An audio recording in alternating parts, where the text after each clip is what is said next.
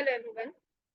तो आज का हमारा टॉपिक है percentage composition and molecular formula. ये क्लास 11 का टॉपिक है। हमने इसके अलावा भी एक और टॉपिक कवर किया, मूल कॉन्सेप्ट, इससे पहले। तो इसके बाद हम अभी percentage composition and molecular formula करने जा रहे हैं। तो शुरू करते हैं। तो केमिकल फॉर्मूला क्यों जरूरी है? केमिकल फॉर्मूला होता क्या है? हम एक्चुअली जब भी हम किसी भी कंपाउंड को रिप्रेजेंट करते हैं तो हम उसको रिप्रेजेंट करते हैं उस पे कौन से मॉलिक्यूल्स, कौन से एलिमेंट्स है, उससे रिप्रेजेंट करते हैं। तो उस केमिकल फॉर्मूला को रिप्रेजेंट करने के लिए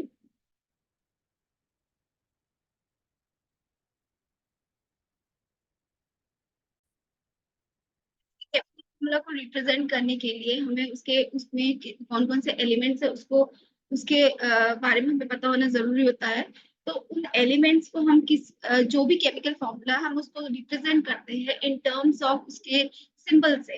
तो वो जो सिंबल्स है वो हमें पता है, हर एलिमेंट्स के सिंबल्स हमें पता है और उससे हमें पता चल जाता है ये केमिकल फॉर्मूला। बट उसमें ये भी हमें पता होना चाहिए कि कौन सा एलिमेंट कितने अमाउंट में प्रेजेंट है। तो ये दो चीजें बहुत जरूरी होती है केमिकल फॉर्मूला को, किसी भी फॉर्मूला को रिप्रेजेंट करने के लिए।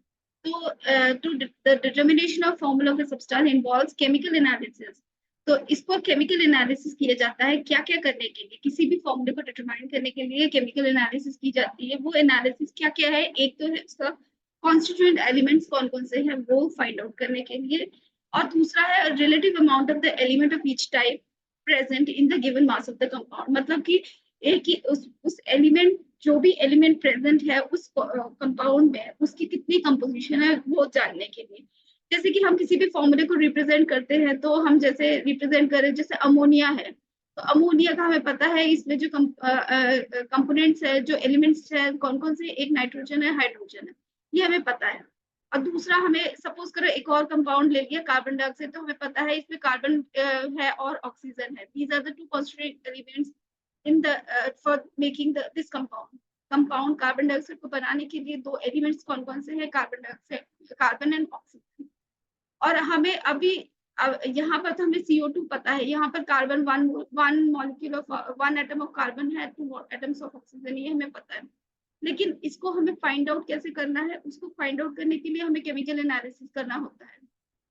तो उससे पहले, सबसे पहले हमें क्या करना होता है? परसेंटेज कंपोजिशन देखनी होती है कि उसमें कितना अमाउंट, कौन सा एलिमेंट कितना अमाउंट है, ये हमें फाइंड आउट करना होता है यूजिंग परसेंटेज कंपोजिशन। ये परसेंटेज कंपोजिशन। तो what is percentage composition? It is to determine the molecular formula, we measure the mass percentage. इसको निकालने के लिए हमें मास परसेंटेज की जरूरत होती है। तो मास परसेंटेज क्या है? It gives the mass of each element expressed as mass percentage of the total mass. यानी कि एक एलिमेंट का मास कितना है उसको एक्सप्रेस करने के लिए हम क्या चाहिए हमें? जैसे कि अमोनिया है, अमोनिया में नाइट्रोजन कितना है, हाइड्रोजन कितना है, ये निकालना है। तो इसको निकालने के लिए क्या करते हैं हम? मास ऑफ नाइट्रोजन कितना है अपॉन टोटल मास जो है इनटू 100।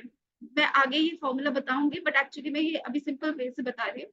तो ये हमारा है कि इसमें नाइट्रोजन कितना प्रेजेंट है वो हमें पता चल जाता है।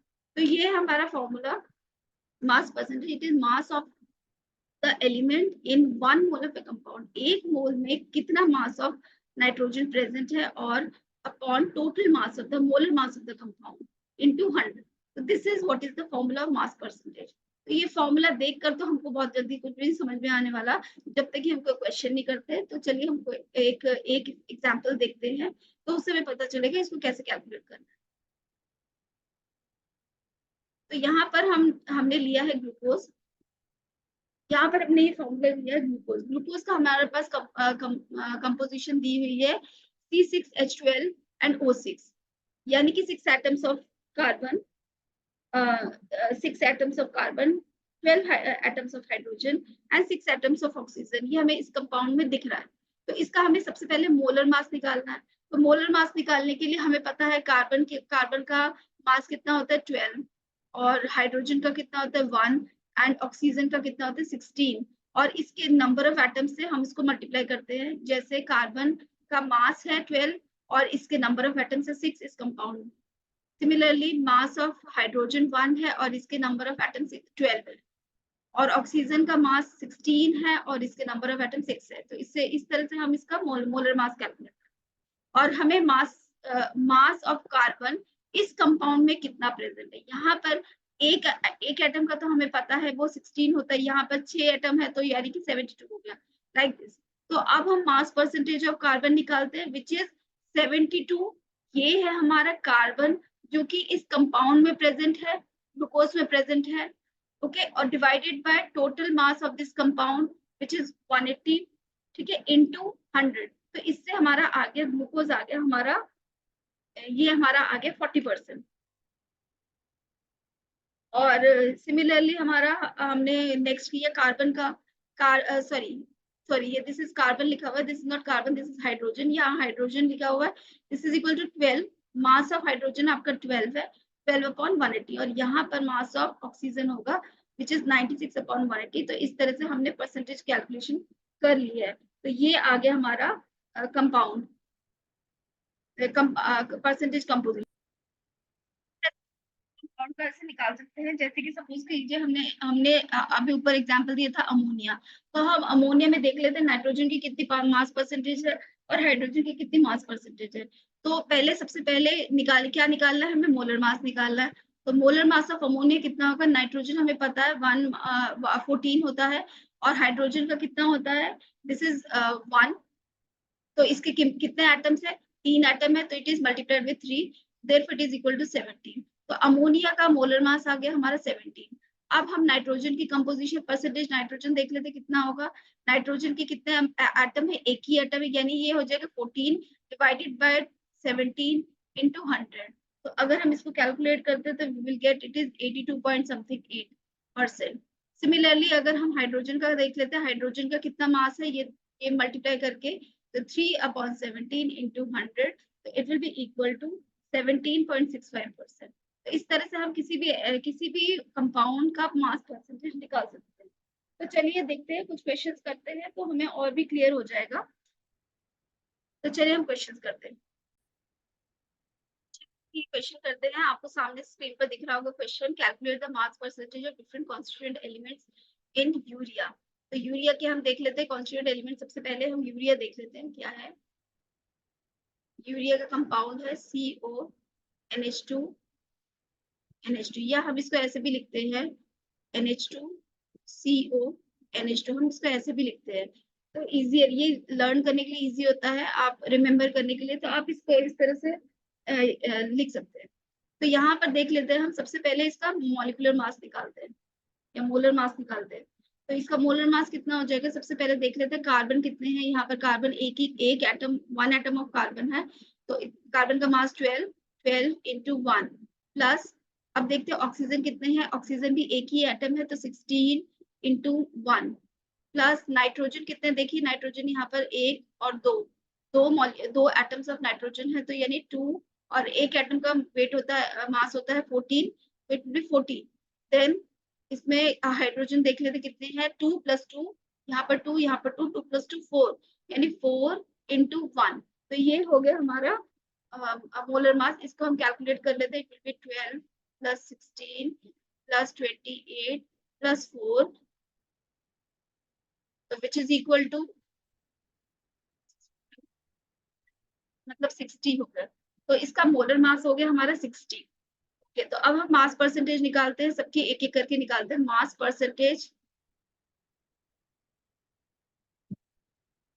ऑफ, सबसे पहले निकाल लेते हैं हम कार्बन की, निकाल लेते हैं। तो कार्बन कितना है हमारा, it is 12 divided by total mass आपका 60 होता है इंटू 100, तो it will be equal to, इसको हम कैंसिल कर देते हैं, दिस इज इक्वल टू 20%। तो कार्बन हमारा आ गया 20%। नेक्स्ट निकाल लेते हैं परसेंटेज ऑफ ऑक्सीजन निकाल लेते हैं, ये भी एक ही एटम है, तो दिस इज 16/60 इंटू 100। इसको हम कैलकुलेट करेंगे तो it will be coming 26.6%। Okay, then we have nitrogen. Nitrogen का देख लेते हैं, इट इज 2 × 14 मतलब 28 divided by 60 into 100, and after calculating we'll get this as 46.66%। And last है हमारा हाइड्रोजन। हाइड्रोजन के कितने एटम्स है, 4/60 into 100, it will be equal to 6.67%। तो ये आगे हमारे चारों compositions, carbon, oxygen, nitrogen and hydrogen का। तो बहुत ही इजी क्वेश्चंस है। तो चलिए हम नेक्स्ट देखते हैं, copper sulphate with 5 molecules of water, इसका निकालते हैं हम।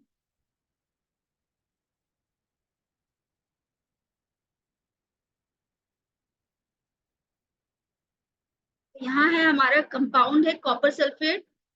This is copper sulphate CuSO4 with 5 molecules of water. Okay, तो इसको हम कैसे निकालेंगे? तो सबसे पहले इसका मॉलिक्यूलर मास निकालते हैं। तो मॉलिक्यूलर मास निकालने के लिए सबसे पहले कॉपर का हमें पता है, कॉपर का मास होता है, कॉपर का मास होता है हमारा 63.5 एंड सल्फर का होता है 32।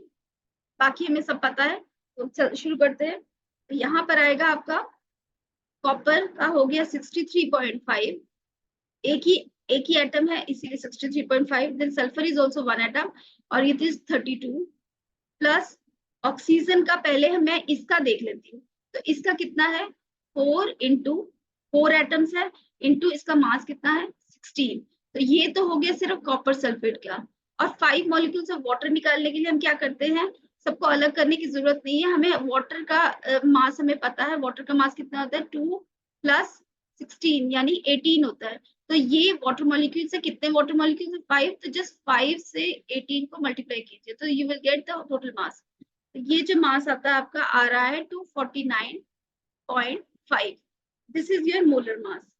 अब हम इसका मास परसेंटेज निकालते हैं, जैसे कॉपर का निकाल लिए तो कॉपर का कितना हो जाएगा 63.5 divided by 249.5 into 100 and then sulphur का कितना हो जाएगा, it is 32 upon 249.5 into 100 and then उसके ये तो हो गया हमारा कॉपर का हो गया एंड देन सल्फर का हो गया। अब हम निकालते हैं ऑक्सीजन का कितना है।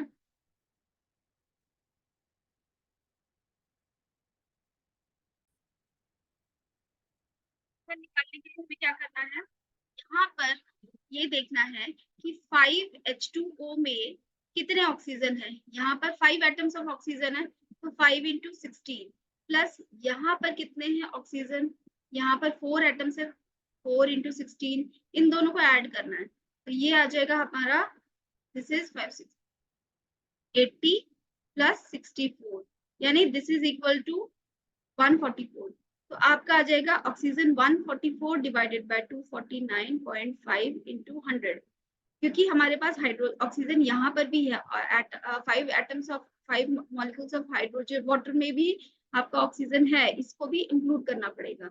And what will be hydrogen, hydrogen का भी सेम है। देखिए कंपाउंड में तो है नहीं, CuSO4 में तो है नहीं, लेकिन यहाँ पर है। यहाँ पर हाइड्रोजन कितना है 10 एटम्स है, 10 अपॉन 5 इंटू 2, 5 इंटू 2 इज 10, तो 10 अपॉन 249.5 इंटू 100। तो इस तरह से हम इसको कैलकुलेट करेंगे तो वी विल गेट, ये आता है आपका कॉपर आता है आपका 25.4% एंड ये आता है आपका 12.8% एंड 57.7% एंड दिस इज 4.01%। तो इट इज बेटर कि आप 2 प्लेसेस ऑफ डेसिमल रखें। मैंने तो एक 1 प्लेसेस ऑफ डेसिमल निकाला है, बट इट इज बेटर कि आप जब भी कैलकुलेट करें तो 2 प्लेसेस ऑफ डेसिमल्स के लिए ही कैलकुलेट करें, तो विल गेट बेटर आंसर। तो ये है आपका, इस तरह से हम परसेंटेज कैलकुलेशन कर सकते हैं। लास्ट क्वेश्चन देख लेते हैं हम, calculate the percentage of water of crystallization in the sample of Mohr salt. ये मोर सॉल्ट आपको दिया हुआ है FeSO4 with 1 NH4 whole twice SO4 with 6 molecules of water. अब वाटर ऑफ क्रिस्टलाइजेशन यहाँ पर कितना है 6 मॉलिक्यूल्स, 6 मॉलिक्यूल्स ऑफ वाटर आपको दिया हुआ है। तो सबसे पहले तो इसको निकालने के लिए हमें molecular mass of this whole Mohr salt निकालना पड़ेगा। तो हमें आयरन का हमारे पास मास है 56, iron is 56, sulfur is 32, nitrogen we know it is 14, hydrogen is 1 and oxygen is 16। तो ये हमें कंपाउंड्स एलिमेंट्स के मास हमें मिल गए। तो अब हम निकाल सकते हैं आयरन आपका कितना है 1 मॉलिक्यूल है यानी 56 प्लस सल्फर आपके कितने मॉलिक्यूल्स है,